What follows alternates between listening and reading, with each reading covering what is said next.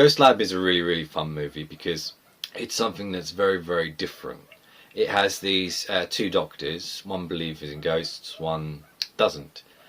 They finally see a ghost just on a night shift, just coincidentally, and then from there they decide that they want to get into it and prove the existence of ghosts to win like the Nobel Prize. It's good because what I like is they kind of dive into what kind of ghosts there are. You kind of have the ones you see, you kind of have the more poltergeist ones that kind of just move things, and it dives and it dives into that really, really well.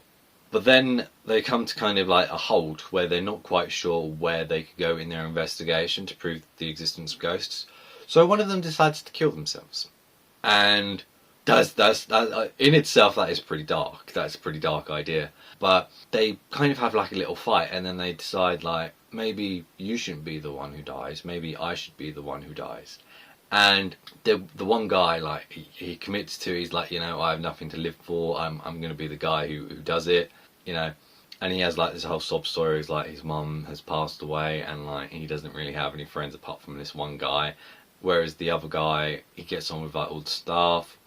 He has a girlfriend, and he has a lot going for him. Essentially, he's going to get to the bit where he's going to kill himself, and he can't because it must be incredibly hard to try and do that. And I like the fact that it doesn't do it straight away. You know, there's kind of build up, and you kind of feel tense, and there's all these things going on like within his head that are kind of like, oh my word, you know.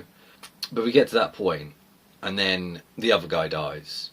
This kind of sets off his friend because, you know, he's essentially just witnessed the death, right? He's still very committed to finding out these ghosts and stuff like that, but the way he goes about it is a bit more twisted because he doesn't really get a response like he would with regards to the other ghosts, because they don't like show themselves like easily and stuff like that. So he kind of has to provoke his spirit, and he goes out of his way. He tries to kill himself. He tries to cut off his fingers, and it gets successful, and then he kind of goes a bit more and more extreme until the guy's girlfriend gets involved, and she's like, okay, well, I need to know why he killed himself, you know, because he seemed happy. I'm his girlfriend, I should know what was going on and stuff like that. And like this guy kind of entangles himself like around her, and he starts using her to kind of provoke the ghost.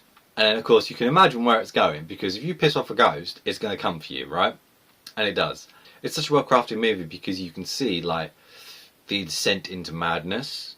It does something that a lot of other movies don't do. It focuses on it, and it kind of has like this bit of clarity towards the end. And I really, really appreciate it for what it did there.